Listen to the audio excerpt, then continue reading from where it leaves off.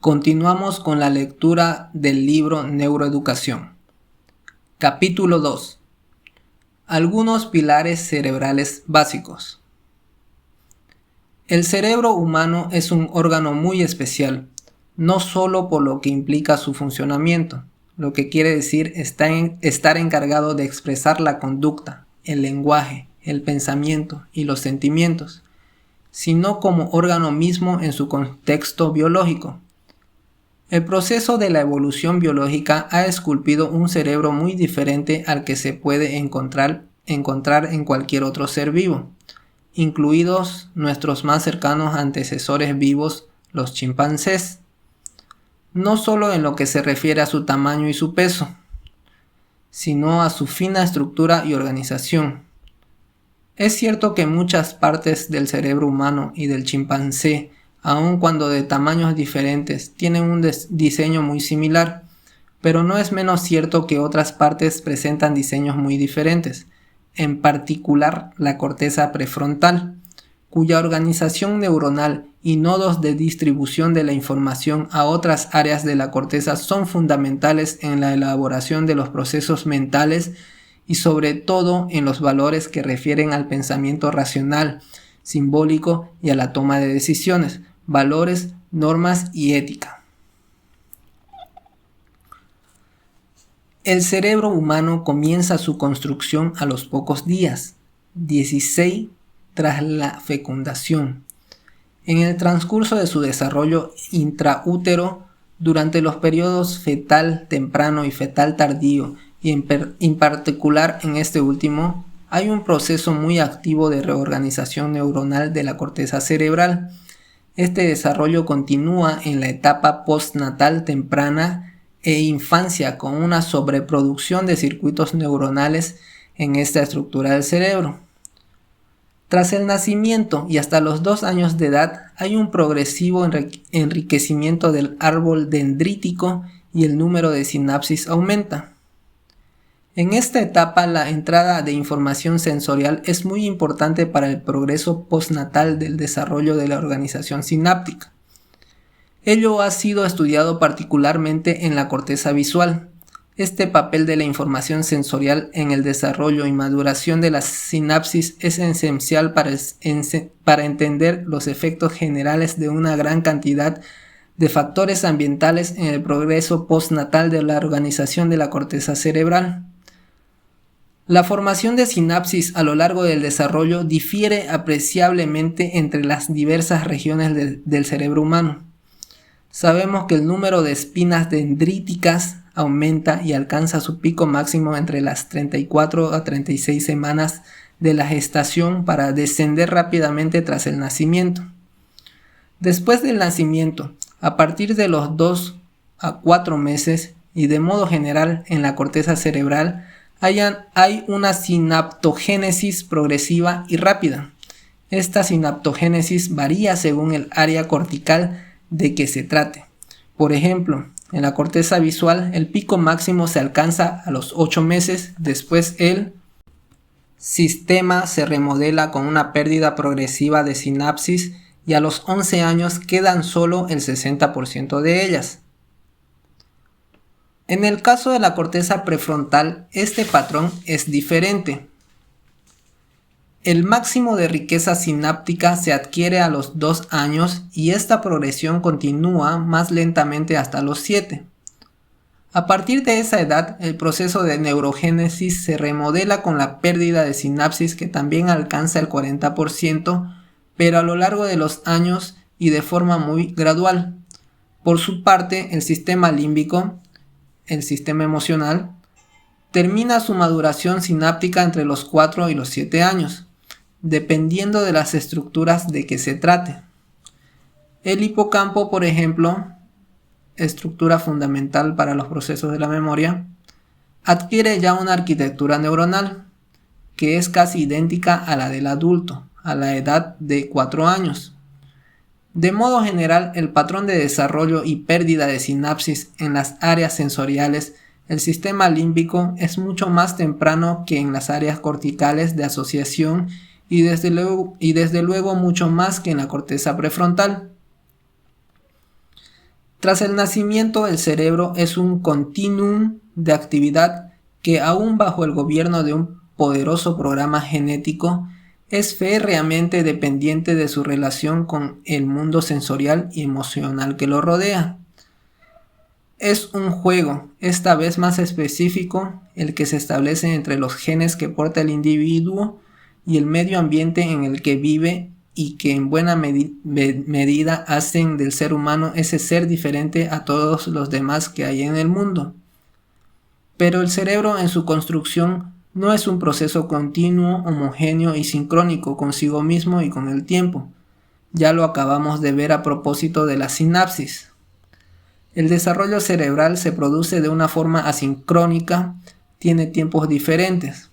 Los programas del genoma que dirigen dicho desarrollo específico tienen lo que podríamos describir como ventanas que se abren en un momento determinado, y es en ese momento determinado cuando cierta información del entorno sensorial, motora, familiar, social, emocional o de razonamiento pueden entrar por ellas, y ningún momento es más óptimo que ese, pues estas ventanas abiertas se cierran con el tiempo para dar paso a la apertura de otras.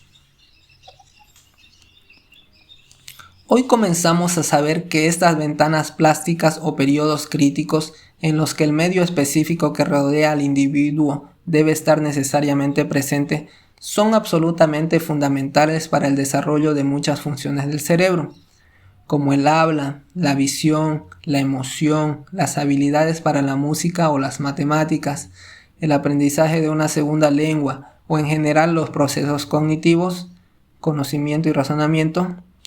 Incluso empezamos a conocer que existen periodos críticos diferentes para la formación, los subsistemas o componentes de esas funciones plásticas que acabamos de mencionar. Permítanme un símil que ya he relatado alguna vez en otra parte y que ayudará a entender fácilmente lo que trato de decir. Piénsese que el desarrollo del cerebro del niño desde el momento de la fecundación se asemeja a la construcción de un coche en una cadena de montaje. El coche en sus piezas más elementales, los genes, es transportado por una cinta que corre a una determinada velocidad, tiempo, en donde a lo largo del recorrido se le van montando piezas, medio ambiente.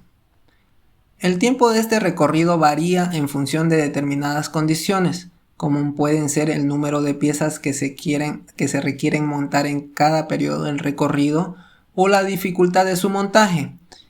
Periodo prenatal, periodo perinatal, primera infancia, infancia media e infancia mayor, pubertad, adolescencia, jóvenes adultos, adultos y senescencia. La estructura básica del coche puede ya traer defectos que luego repercutirán en su funcionamiento. Mutaciones genéticas que predisponen a ciertas patologías, o puede que con un inicio genético sin ninguna anomalía aparezca un defecto debido a que no se hayan puesto las piezas adecuadas en el momento en el que el coche pasaba por delante del montador, medio ambiente. El concepto de ventana plástica refiere, siguiendo con el mismo símil, a que mientras el coche corre por la cadena de montaje y llevando programados genéticamente sus propios cambios intrínsecos, se requieren periodos en los que se ajusten las piezas que vienen del medio ambiente. Es decir, periodos que se abren para ese ajuste de la información, piezas, proveniente del medio ambiente y que se cierran definitivamente pasado ese tiempo crítico. El caso de ventana plástica más claro y definitivo en el mundo biológico es el descrito por Konrad Lorenz en las aves y que se conoce como imprinting. Casi todo el mundo conoce el hecho de que las aves, tras salir del cascarón, siguen al primer objeto que se mueve delante de ellas, y este es generalmente la madre. Puede durar solo unas horas. Pasado ese tiempo se pierde. En los niños recién nacidos ocurre otro tanto para otras muchas funciones. Por ejemplo, para la visión, el periodo de los primeros meses tras el nacimiento es tan crítico que una deprivación de la visión en el niño de tan solo una semana puede tener marcados efectos para su futura visión. Hoy se sabe que en la visión el desarrollo de los diferentes circuitos en la retina, el tálamo y las numerosas áreas corticales que codifican diversos aspectos del mundo visual, como las formas, el color, el movimiento, etc., se desarrolla con ventanas plásticas que se abren a tiempos diferentes con una duración de unos pocos meses. Tal plasticidad alcanza a todos y cada uno del resto de los sistemas sensoriales, pero también alcanza a otras funciones del sistema emocional, como las implicadas en los mecanismos de la curiosidad, la emoción, la atención, la empatía, la memoria, y que no terminan su maduración antes de los 4 años, lo que tiene implicaciones sobremanera importantes para desarrollar procesos que claramente tienen que ver con los del aprendizaje y la memoria. Hay muchas otras ventanas plásticas, entre las que sobresale de forma especial la del lenguaje. Parece que el habla no es algo con lo que se nace con la potencialidad de hablar, pero solo el aprendizaje en un periodo de tiempo determinado logra convertir en hecho aquello que únicamente está en potencia. Un niño que no ha oído hablar nunca a sus semejantes antes de los 7 o los 8 años, jamás podrá hacerlo después, o desde luego lo hará con enormes dificultades y limitaciones. La ventana plástica del lenguaje se cierra alrededor de esa edad. Las ventanas plásticas del lenguaje y de la visión que acabamos de mencionar son complejas y en ella hay subventanas. Por ejemplo, en este caso, el proceso de adquisición de la semántica, significado de las palabras, es diferente en el tiempo a la adquisición de la sintaxis, construcción del lenguaje. O en el caso de la visión, la adquisición de los diferentes componentes del objeto visto, como el color, la forma o el movimiento, también es temporalmente diferente.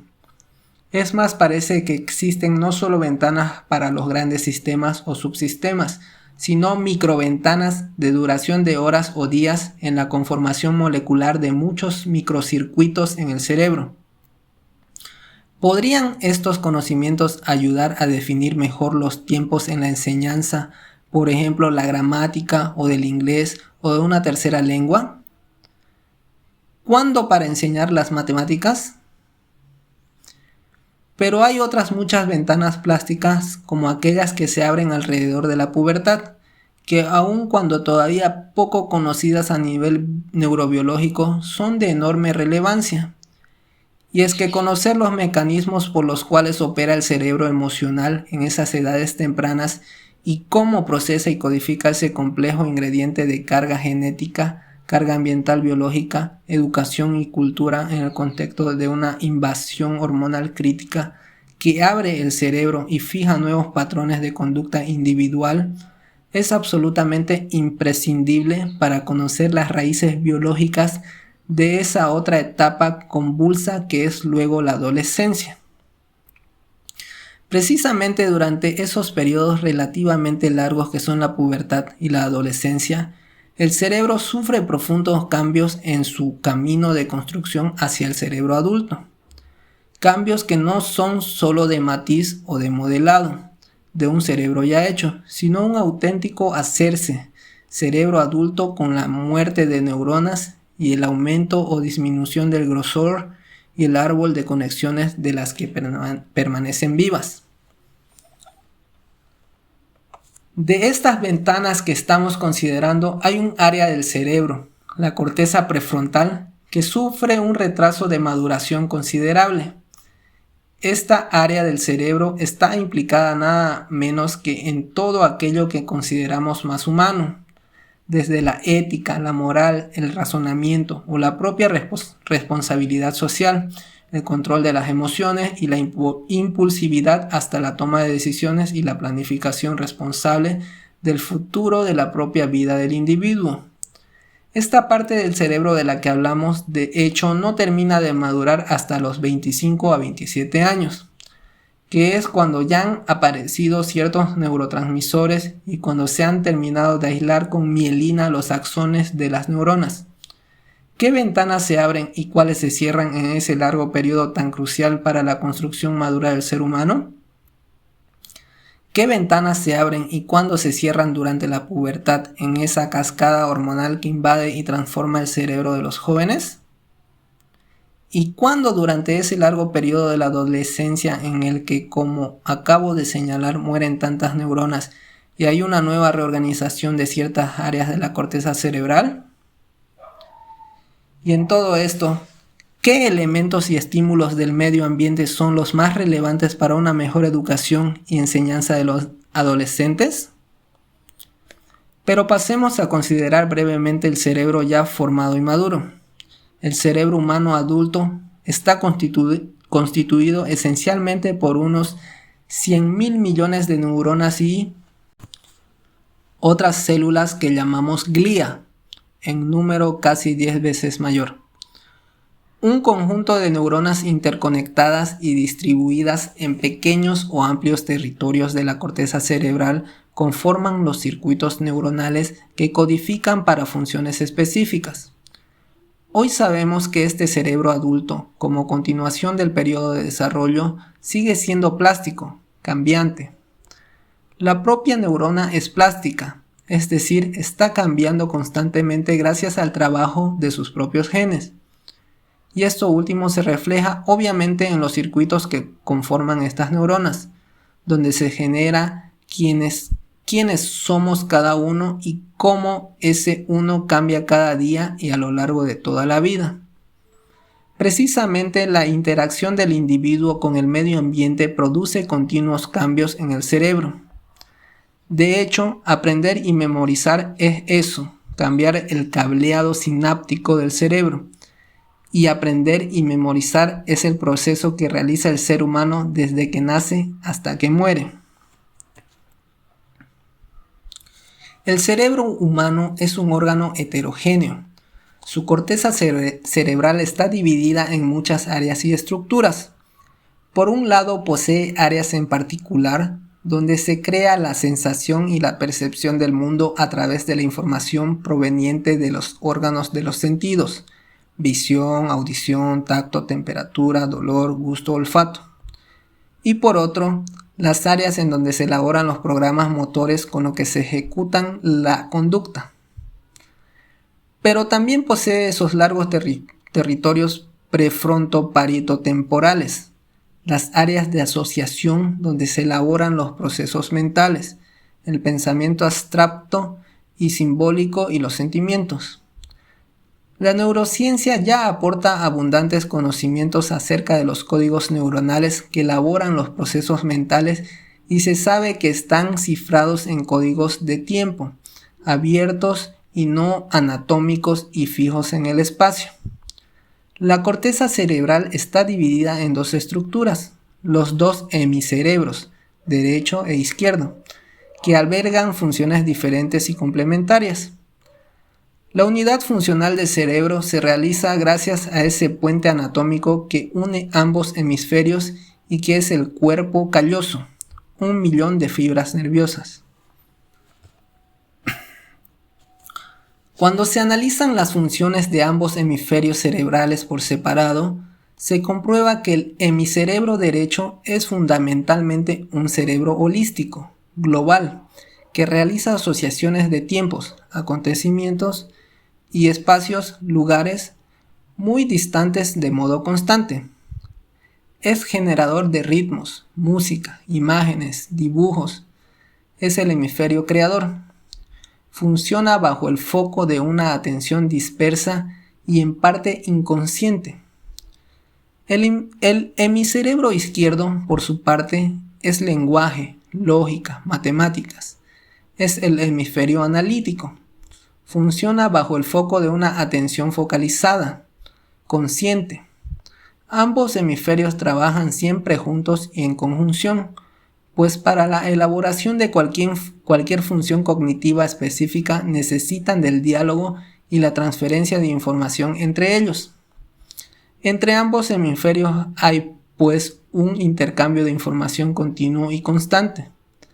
Sacar conocimiento, al menos rudimentario, de cómo se elaboran los procesos mentales y el pensamiento, el lenguaje y las matemáticas, los sustratos de las asociaciones de eventos en el tiempo y la memoria, y cómo finalmente se crea conciencia y conocimiento, es fundamental para captar la esencia del mensaje neuroeducativo. Del mismo modo, es esencial conocer el mundo de las emociones para captar la esencia de la enseñanza. La elaboración de las emociones corresponde a otro cerebro dentro del cerebro que se conoce como sistema límbico o cerebro emocional. La emoción es la energía que mueve el mundo. Su importancia principal radica en que lo que se ve, se oye, se toca, se paladea o se huele, tras ser analizado sin significado emocional alguno por las correspondientes áreas sensoriales específicas de la corteza cerebral, pasa por el filtro del sistema emocional, y es allí donde a esas percepciones sensoriales ya creadas se las acuña con la etiqueta de bueno o malo, atractivo o rechazable, interesante o soso. Y es después cuando esa información ya coloreada con ese significado emocional pasa a las áreas de asociación de la corteza cerebral, donde se construyen los procesos mentales de razón y pensamiento, y se elaboran las funciones ejecutivas complejas. Y también pasa al hipocampo, donde se registra la traza mnemónica de memoria de lo percibido y aprendido. En otras palabras, los abstractos o ideas con las que trabajan las cortezas de asociación para crear el pensamiento ya están impregnadas de emoción. En particular, parecen fundamentales los circuitos neuronales de una estructura del sistema límbico, la amígdala, que viene conectada a casi todas las áreas del cerebro. Cognición-emoción es, pues, un binomio indisoluble que nos lleva a concebir de cierto que no hay razón sin emoción, binomio cardinal para entender la esencia de lo que es enseñar y aprender. Sacaremos ventaja de estos conocimientos básicos en los capítulos que siguen. Fin del capítulo 2.